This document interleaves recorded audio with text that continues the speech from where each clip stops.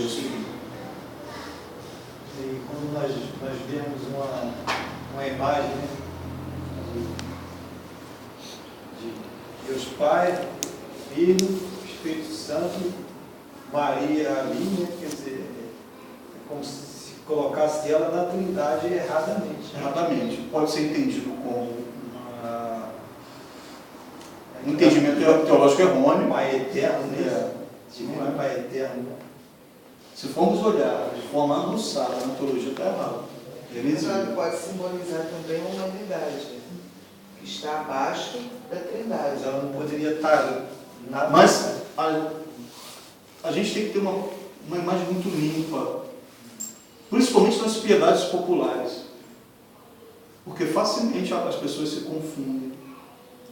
Esse é um zelo que a igreja tem, de não induzir pessoas a um entendimento errôneo. Porque graças a Deus aqui a gente consegue falar com um certo nível de entendimento. Porque cada um de nós já tem uma caminhada cristã. Mas quando você vai se dirigir, por exemplo, a um povo que não tem uma formação, ou que está ali, no primeiro contato,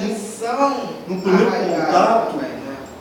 isso pode gerar dentro dela um entendimento tipo joio, crescer deturbado. Então, por isso que a igreja, às vezes não sempre, ela é muito zelosa em relação a essas colocações.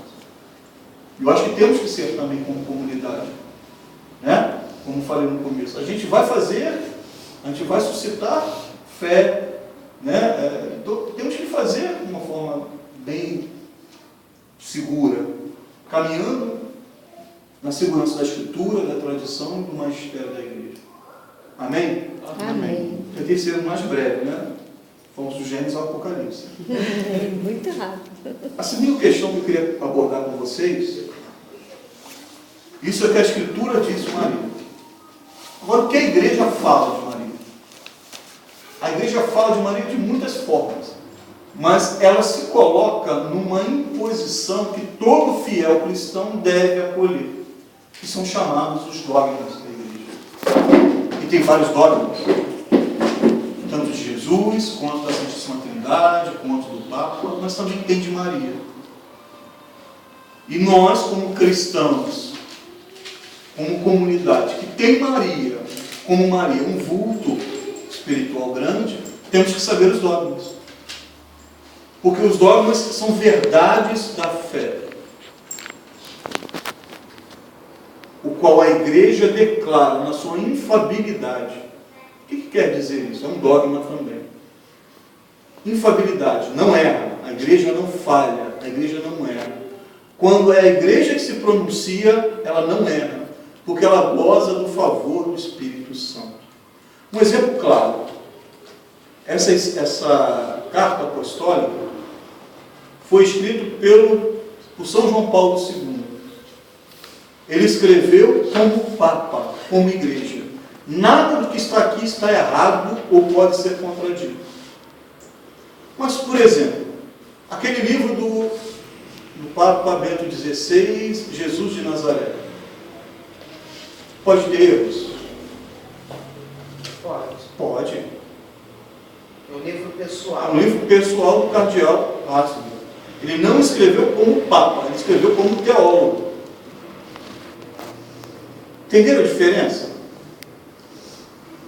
Quando a igreja emite um documento, seja uma carta apostólica, seja uma encíclica, ela faz gozando dos favores divinos da infabilidade. Ela não erra. Também tem uma comissão julgadora, que é a Santa Sé, que faz a revisão de todas as encíclicas. Se elas viram... Mas ainda pode ter erro. Ainda pode ter erro. humano, né? Ainda pode ter erro. Mas o que faz ela ser infalível, sem erros, não é o conselho ou o Papa que escreve, é o Espírito Santo. Só é infalível, só é plenamente correto pelo favor do Espírito Santo. Por quê? Porque hoje a gente pode ter um entendimento, mas amanhã, a sociedade do amanhã pode ter outro. e aí se contradizer. Só que a igreja nunca se contradisse em nenhum dos documentos que gozam dessa benevolência divina. Nunca chegou um Papa e disse, olha, aquilo lá que o Papa Pio X falou está errado.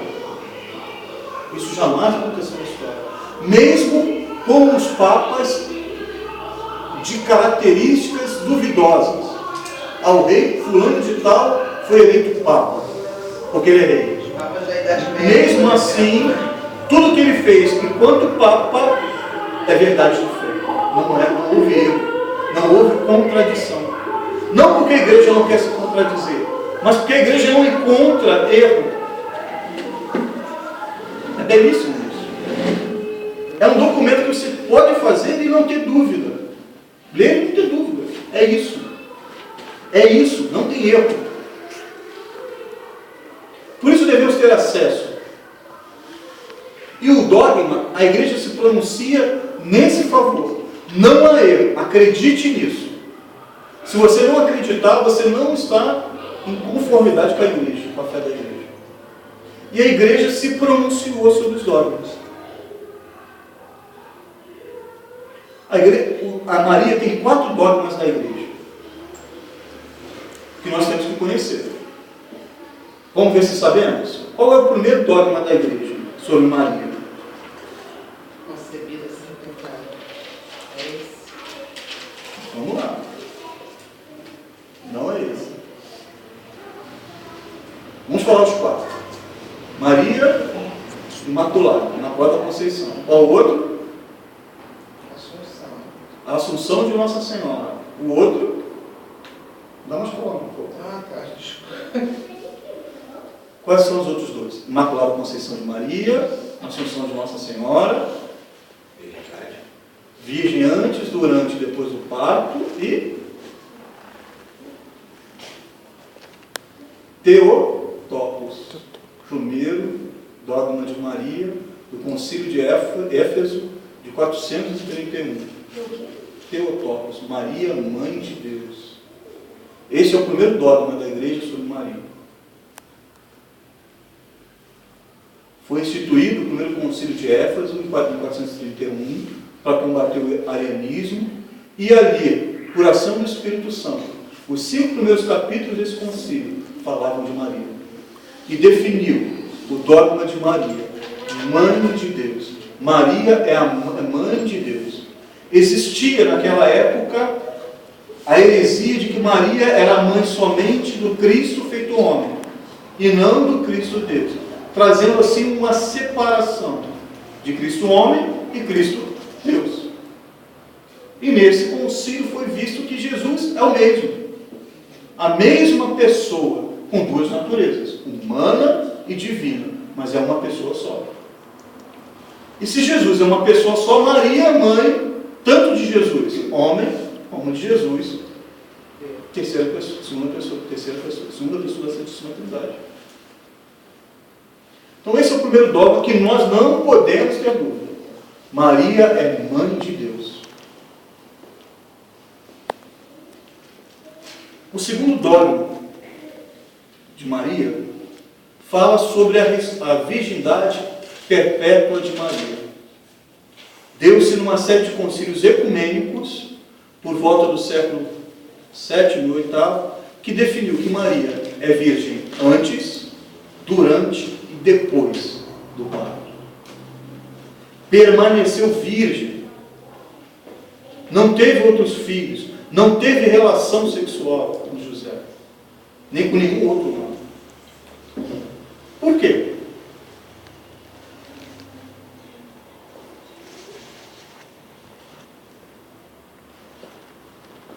Porque era o caminho por qual Deus passou.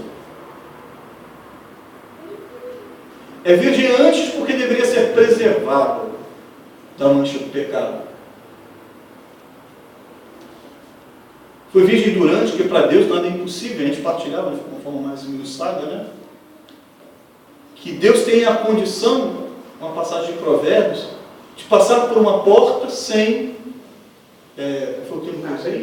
sem abrir ou sem transpassar pela porta, sem escancarar.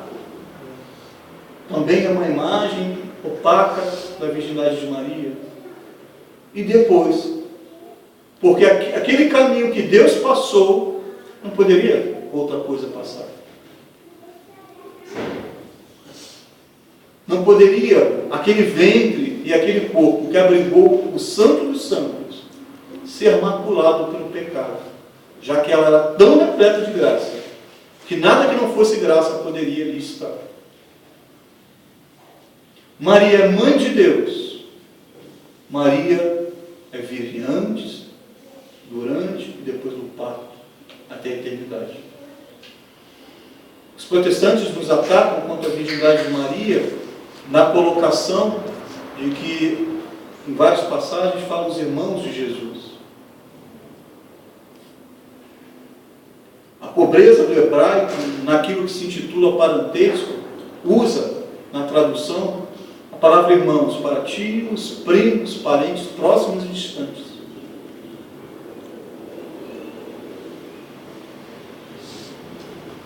E a argumentação de Maria na cruz também se sobrepõe que ela não teve outros filhos. E se ela tivesse outros filhos, Deus então ia fazer com que a humanidade ficasse confusa. Deus não ia. Deus ele grita. Né? Esse é filho de Deus. Esse é o outro, quem é esse? Esse não é.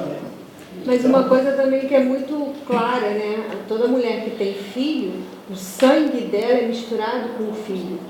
Então o sangue que corria na veia de Jesus também corria na veia de Maria. Na verdade, assim, se a gente falar em ciência, toda a carga genética é de Maria. Com certeza. Toda. E não tem como, nos nossos relacionamentos, a carga genética do pai. Jesus é todo Maria. Talvez a sua cutis, os seus olhos, os seus cabelos, a cor de sua pele, fisicamente, é todo de Maria. Porque de forma mística, mistério, ele se encarnou pela ação do Espírito Santo no ventre da Virgem Maria. E Deus não ia buscar uma fisionomia atípica. Ia buscar a fisionomia daquele ventre. Não tinha por que ser diferente. Grandiosidade de Deus. Esse é o segundo dogma. Só a questão Pode partilhar aí. do protestante que você falou, eles gostam de falar que Maria tinha os filhos, os irmãos dela, então teus irmãos esperam lá fora. Mas eles mesmos se atropelam quando eles falam que Jesus é filho de Davi. Ué, Jesus é filho de Davi? Davi não viveu tanto tempo antes de Jesus? Era o costume de se dizer na época. Jesus, filho de Davi. Linhagem de Davi. Isso. Então, assim como os irmãos pertencem a uma mesma linha sucessória. Então, eles mesmos afirmam categoricamente que Jesus é filho de Davi. Mas depois querem, não, mas então estão dizendo que Davi, por uma certa forma, então, teve uma relação com Maria, porque se a Alemanha não dava, porque Davi, e eles sabem que Davi existiu antes. Não era contemporâneo de Nossa Senhora. Mas né, aí eles pegam especificamente um trecho para poder afirmar e esquecem tantos outros que tem nessa similitude. E uma passagem muito clara a respeito do linguajar contemporâneo de irmãos é quando Maria e os discípulos vão ao templo, né, e alguém entra lá dentro e fala: Jesus, tua mãe e teus irmãos estão aí fora. Eles, quem são meus irmãos e minha mãe? Senão aqueles que fazem a vontade do meu Pai. Né? Então assim, ele consegue trazer para o contexto de irmãos todo aquele que o segue. Que vive numa comunidade. Porque Esses são minha mãe e meus irmãos. E o próprio protestante chama os seus parceiros, Seus irmãos de irmãos. Não, eles chamam filho de Abraão, filho de Isaac, de Jacó. Eles têm essa cultura, pega o texto do Antigo Testamento, de falar justamente isso. Não, somos filhos de Abraão. Então, se ele é filho, o pai dele é Abraão, então se ele pode compreender que ele é filho de Abraão por conta da aliança feita com Deus e por isso chegou aqui em Cristo, por que ele não consegue compreender que Jesus tinha irmãos que eram sua parentela, que caminhavam junto com eles, que moravam até mesmo na mesma redondeza, que participavam de uma mesma realidade E se nós entendermos o contexto histórico, social, nós não fazemos parte do povo de Israel. A não ser que tenha descendência de Israel. Somos filhos da promessa. O filho da promessa. Nós fomos agregados por acolher o verbo. Nós somos, talvez, aquela mulher que fica na mesa comendo as migalhas. Não sei se tem alguém com descendência de Israel, do povo de Israel aqui. Mas vamos entender o contexto regional, né? Patriota. Não somos. De uma linhagem pura judaica. Não somos. Nós somos agregados porque agregamos. Aderimos à verdade de Deus. Quem geneticamente é filho de Abraão, de uma mulher, está lá se matando. Se matando. E que nem reconhece Jesus. Tem que se dizer irmão. Então, assim, temos que entender essas particularidades, tá? Só agregando um pouquinho mais. O terceiro dogma de Maria é a Imaculada Conceição.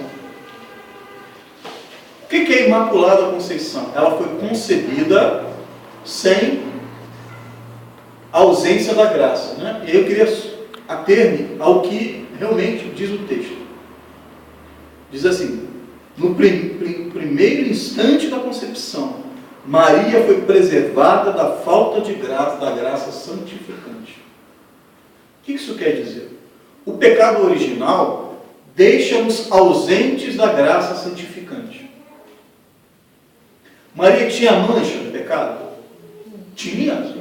Ela foi feita pelo ato sexual de São Joaquim e Santana. Ela tinha.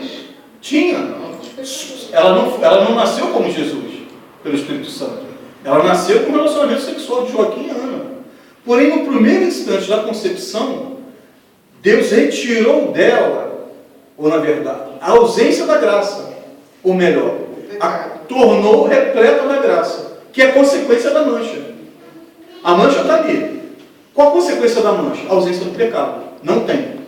Quando ela foi concebida, Deus implantou nela a graça santificante, cheia de graça. Deu para nós entendermos o que é a Imaculada Conceição? Ela foi concebida de uma relação sexual de Joaquim e Ana. Mas ninguém foi concebido de relação do Espírito Santo sem que seja Jesus. E essa relação faz a herança do pecado original. E onde habita Deus, não habita o pecado. Não habita o pecado, não pode. Onde o santo do santo está, o pecado não pode estar. O dogma da Imaculada Conceição está ligado diretamente ao primeiro dogma da Mãe de Deus. Isso não seria uma incoerência da igreja afirmar que ela é a mãe de Deus, que gerou o próprio Deus no pecado. O pecado. Como pode, como o Diácono falou, como pode toda a carga genética de Maria passar para Jesus em pecado? Aonde habita a graça, não habita o pecado. Não tem então, como. Precisava Deus preservar, se preparar antes do nascimento de Jesus, antes da encarnação do Verbo, precisava ser preparado quem era. Por isso a Imaculada Conceição. Por isso eu precisava preparar primeiro Maria. O milagre tinha que acontecer lá no ato sexual de São Joaquim e Santana, para que Jesus chegasse perfeito tanto tempo depois. Então, eu já estava falando. Se eu afirmo, no primeiro dogma, que ela é mãe de Deus, como é que a carga genética, como é que o sangue que passa para Jesus, como é que ela vai alimentar Jesus no seu cordão umbilical, através dos seus nutrientes, com pecado?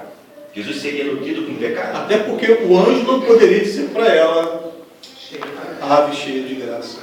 E os pais dela são pessoas religiosas e tementes a Deus.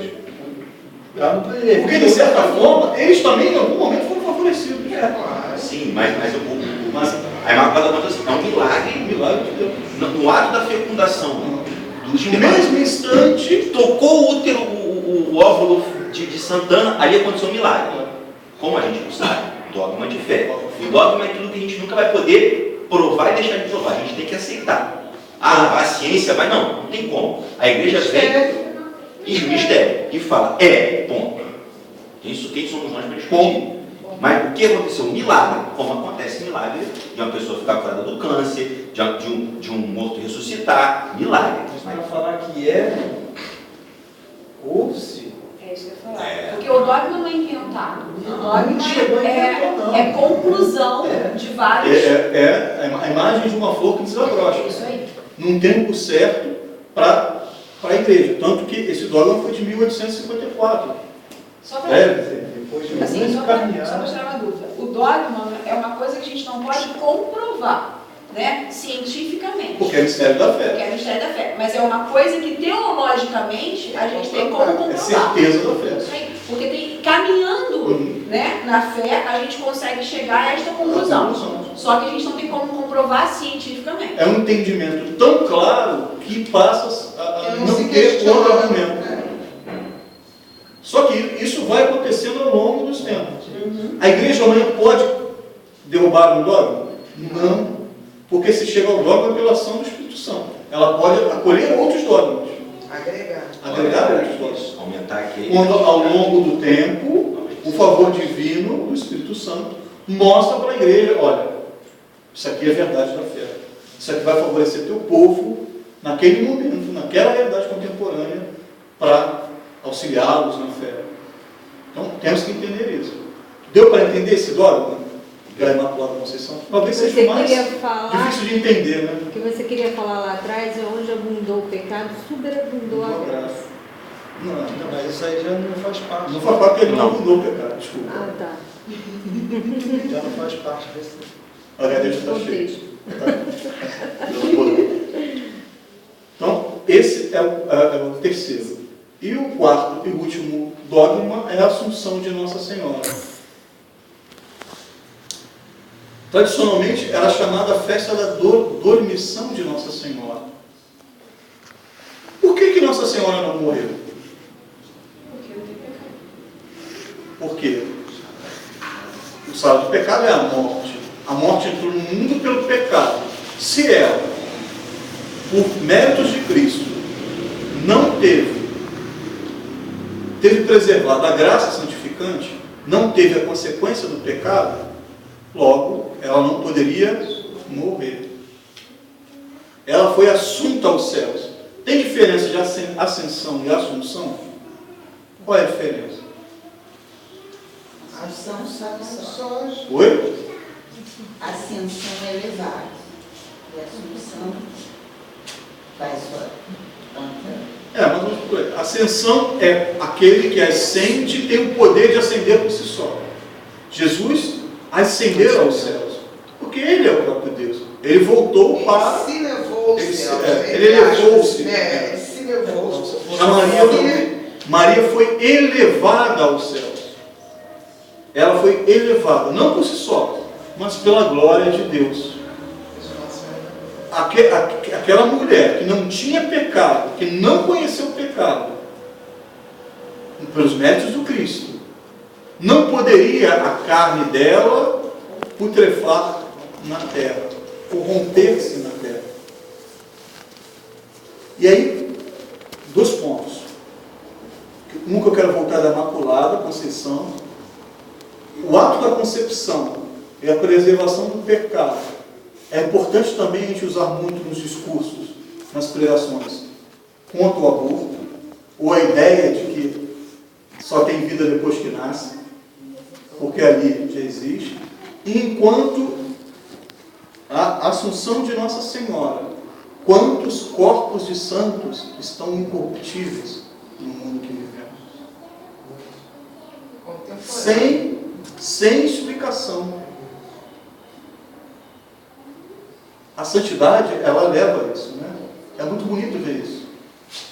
A igreja, no seu culto aos santos, na sua veneração aos santos. É tão acessível, né? A imagem de Santa Bernadette. Santa Bernadette, Santa Catarina, São Pio de Petricina, Santa Rita de Cássia. Se eu não me engano, são 400 ou 500 santos que estão preservados. Então, esse é o último dogma de Maria. Verdade de fé, que não pode ter dúvidas. Bom, esse era o preâmbulo que eu queria antes de falar do rosário. Alguém tem alguma dúvida? Que horas são? 10 para 10. E aí? Vai ficar para a segunda parte? Para outro dia? Semana que vem, A gente pode dar continuidade? próxima terça. Melhor para a gente Então, terça-feira, Chegar. pode ser assim, gente? para Então, digerir bem, né? Eu acho também, Tiago, que você podia assim, colocar para a gente assim, pequena introdução até para que a gente pudesse pesquisar um pouquinho. Eu sei que você está estudando muito, né? E assim, às vezes não toma até seu tempo. Mas eu acho que até porque, como o intuito é a formação, para que a gente também venha com alguma coisa, Trabalho de casa. para a gente poder até discutir, porque quando a gente estuda as questões de fé, principalmente como os dogmas, ficam dúvidas. E essas dúvidas, para a gente, são obstáculos, muitas vezes, para a gente atestar a nossa fé. Então, por exemplo, hoje você falou da Imaculada Conceição, que aí você já começa a imaginar tudo, fecundação, o óvulo, a gestação, como é que foi Jesus, e aí estudando você vai ver que tem várias vertentes e, principalmente, o Google que nos leva a cometer vários erros. Então, poderia ser interessante, até que a gente vai falar do Santo Rosário, e até, de repente, estudar o que foi dito, que a gente comece a pesquisar e depois apresentar para o diácono as nossas questões, para que elas não saíssem, porque se o intuito é formação, a gente sair daqui tendo que, assim, discutir realmente aquilo, mas por quê? Por que não? Porque se o intuito é a formação da fraternidade, para que as pessoas tenham... Não haja dúvida. Porque vão bater no tipo, e aí? E às vezes acontece que a gente nem para pensar. Só para você ter uma ideia, eu, de tanto querer entender de Maria, eu perguntei, mas houve sêmen ou não houve sêmen do Espírito Santo? E aí, olha só, né? São questões lógicas. Você vai querer entender o dogma, que a gente não vai entender nunca, né? Se você quiser entender, você não vai entender. Mas a gente tem que chegar naquele ponto e você vai ver no catecismo que já estava escrito. Não houve sêmen humano. Está escrito no catecismo da Igreja Católica. Então, assim, se a gente começar a pesquisar, a gente vai encontrar dúvidas. Então, se a ideia é a formação, para que a gente saia daqui com a capacidade de pegar um irmão que participa do texto, ou que vem aí poder até falar para ele ou dar a direção, a gente pudesse pelo menos sinalizar o que vai acontecer na próxima, para que a gente já pudesse. Então, o que eu... Mas só isso que ele colocou hoje, se a gente rever tudo o que foi dito, rever e ler, e vai vir um monte de dúvidas semana que vem, né? Algumas dúvidas vão surgir da semana que vem, então seria bom a gente não dar uma revisão. Pedagógica, né? Paulo Freire diz que, por melhor que seja o mestre, ele só consegue dar conta do saber. Cabe ao aluno buscar esse novelo do saber. E o saber, às vezes, é como jogar areia num copo com água. Ele precisa segmentar. Talvez esse processo que vocês vão passar durante a semana, a segmentação, o assentamento das questões. Né? Então, assim, com certeza algumas dúvidas surgirão, né? Ou permanecerão. Então, que a gente comece, por exemplo, na semana que vem, vamos tirar as dúvidas da semana anterior. E a gente vai falar do Santo Texto propriamente. O que eu queria? Que de alguma forma vocês pudessem ou comprar ou adquirir, é interessante que adquiram, ou se puder até consultar na internet essa carta apostólica. Dá para baixar também, acessar. Tá? Se quiser passando, anotando, eu vou tirar uma foto, mando para todo mundo. Sabe? Esse é o texto base e esse livro também, de São Luís Maria Grifone de Montfort, que é belíssimo e nos insere dentro do contexto da formação do Santo Texto. Ele remonta a São Domingos, ao irmão Alano, que foram os grandes difundidores do que hoje é o Rosário, na formatação que é o Rosário que hoje rezamos, que tiveram suas origens um pouco diferentes, mas que Nossa Senhora concedeu a São Domingos nessa estrutura de credo, de Pai Nosso, de Três Ave Marias e dos mistérios. Os leigos. Os mistérios foram definidos por São Domingos. E aqui ele fala muito bem sobre isso. Não, quem quiser que compre, só... Compra pra gente. Não, mas tem que ser isso todos querem. Que aí a gente pega, quinta-feira a gente compra. Então essas são as duas literaturas que Vou a gente vai mandar o falar. WhatsApp, aí é só me mandar a resposta quem quiser que compre. Seria interessante a gente formar um novo grupo de WhatsApp, porque naquele que a gente colocou, eu até mudei, né? O objetivo era a formação, né? Tem que E aí comprar. deixamos só para formação, para que os assuntos, eu acho que servem para os avisos que a gente tem, né? Para a gente se comunicar, enfim. E outro só para formação. Tem outro só para assuntos, por exemplo. Estou com uma dúvida, diácono. Diácono. Sobre aquilo que é dela própria e também aquilo que são de seus filhos. Não tem santo que não seja mariano, né? Todos os santos da igreja tiveram um espaço fundamental em sua vida na presença de Maria. E se Deus nos convida a um caminho de santidade nessa comunidade, nos convida a dar espaço para Maria. O espaço que é devido a ela. Que não é nem, novamente digo, como Deus, mas também um lugar de destaque. Não que ela queira, mas que ela mereça. Porque ela é a humilde serva do Senhor. Cantemos. Oh, minha Senhora e também minha mãe, eu me ofereço inteiramente toda a vós e em prova da minha devoção eu hoje vos dou meu coração. Consagro a vós meus olhos, meus ouvidos, minha boca, tudo que sou, desejo que a vós pertença. Incomparável Mãe, guardai-me, defendei-me como força e propriedade vossa. Amém. Como coisa e propriedade vossa. Amém. No ano de 2010, assim como a experiência do padre Paulo Ricardo, estava estudando teologia pela PUC, e eu confesso que o meu culto a Maria ficou árido. Compartilhei com o Júnior, com a Adriana,